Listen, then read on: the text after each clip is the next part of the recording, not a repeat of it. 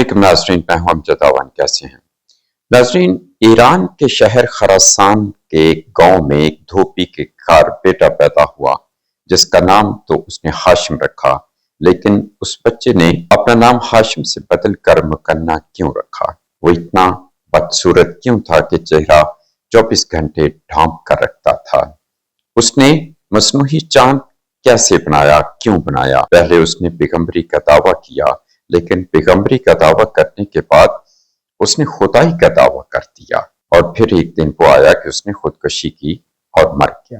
ناظرین، یہ کہانی ہے ایک حکیم مکنہ کی جس کا اصل نام تو ہاشم رکھا تھا اس کے والد نے، اور یہ ایران کے شہر خراسان کے ایک چھوٹے سے گاؤں میں پیدا ہوا دھوبی کے گھر۔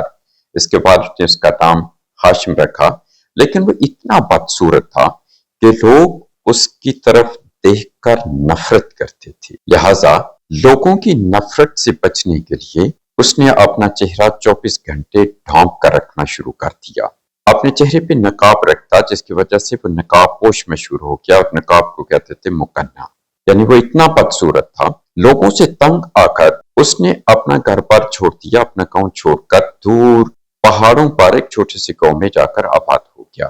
وہاں پر جا کر اس نے کچھ علم حاصل کیا، جس میں خاص طور پر کیمسٹری تھی۔ کیمسٹری کے علاوہ شعبہ بازی سی، کرتب تھے، کچھ اور اس قسم کے علم حاصل کیے، اور آہستہ آہستہ اس نے اپنی فالوئنگ بڑھانی شروع کی، اور پھر یہاں سے چلا گیا اور ٹرانزانیا کے علاقے میں جا کر وہ آباد ہو گیا۔ وہاں پر ایک چھوٹا سا گاؤں تھا، اسی گاؤں میں اس نے ایک چھوٹا سا قلعہ بنایا، اور دیکھتے ہی دیکھتے اس کی فالوئنگ جو تھی وہ ہزاروں میں چلی گئی، لیکن اس نے کبھی اپنا چہرہ کسی کو نہ دکھایا۔ وہ کہتا تھا کہ میں کسی گناہ گار کو اپنا چہرہ نہیں دکھاؤں گا۔ پہلے پہل اس نے پیغمبری کا دعویٰ کیا۔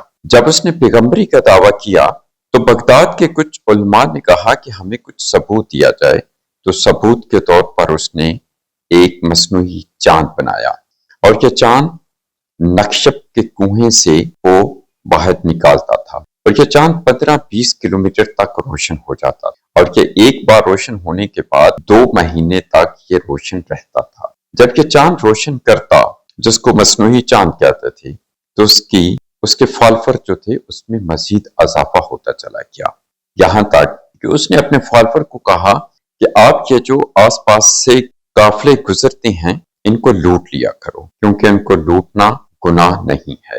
میں آپ کا پیغمبر ہوں، اور میں آپ کو اجازت دیتا ہوں کہ اپنی روزی روٹی چلانے کے لیے قافلوں کو لوٹنا جائز ہے۔ لہٰذا اس کے جتنے فالوور تھے ان کا یہی کام تھا کہ سارا دن اس کی پوجا کرتے، اور جو بھی قافلہ گزرتا قافلے کو لوٹ لیتے، اور قافلے میں سے اگر کوئی عورت یا لڑکی ہوتی تو اس کو بھی چھین لیتے اور اپنی لونڈی بنا لیتے۔ اس طرح اس نے بہت زیادہ مال اکٹھا کر لیا۔ جب بہت زیادہ مال اکٹھا کر لیا تو پھر اس نے کیا کیا کہ اپنا نقاب جو تھا وہ سونے کا بنا لیا، تو سارا دن بلکہ 24 گھنٹے اپنا چہرہ جو تھا وہ سونے میں ڈھانپ کے رکھتا تھا، اور یہ کہتا تھا کہ نکشب کے مقام پر جبرائیل آ کر اس سے مکالمہ کرتا ہے، اس کو نصیحتیں دیتا ہے۔ آہستہ آہستہ جب اس نے دیکھا کہ اس کے فالوور بڑھتے گئے ہیں، تو پھر اس نے اعلان کر دیا کہ میں تو خدا ہوں۔ اس نے خدائی کا دعویٰ دائر کر دیا۔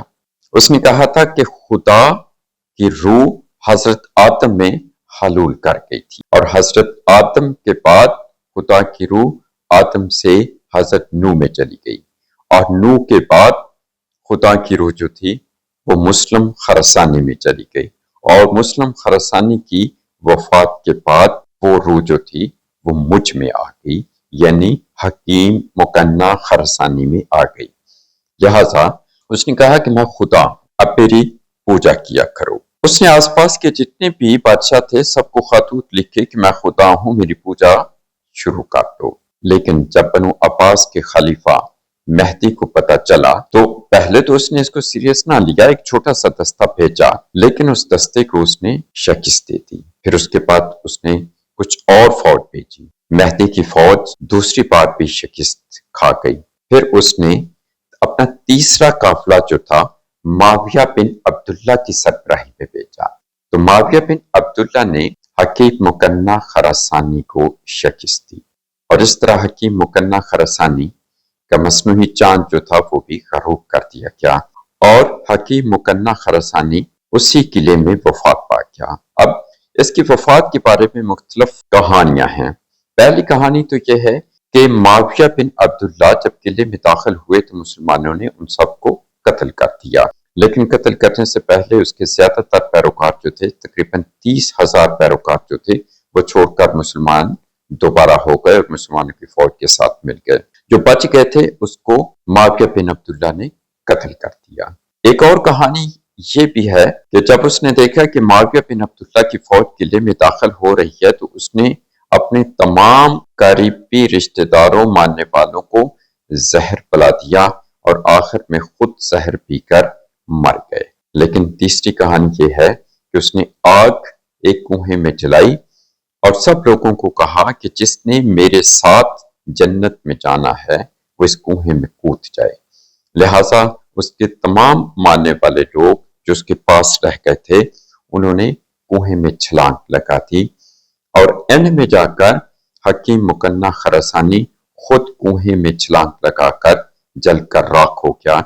مسلمانوں نے جب قلعے کا دروازہ کھولا تو سب لوگ مر چکے تھے یا جل چکے تھے، لیکن ایک عورت جو حکیم مکنہ خراسانی کی رشتہ دار تھی اس نے کہا کہ یہ ایسا کچھ نہیں ہوا، حکیم مکنہ خراسانی نے پہلے زہر تیار کیا، تمام ماننے والوں کو پلایا اور اینڈ میں خود وہی زہر پیا اور مر گیا۔ اسی طرح ایک شوکت باز کی کہانی بنو عباس کے دور حکومت میں مہدی نے ختم کر دی، جو مسلمانوں کو مختلف ہیلے بہانے سے شرک اور بدعت اور کفر کی طرف لے کے جا رہا تھا، اس کو مہدی نے ختم کر دیا اور اس طرح یہ کہانی ختم ہو گئی۔ خدا حافظ۔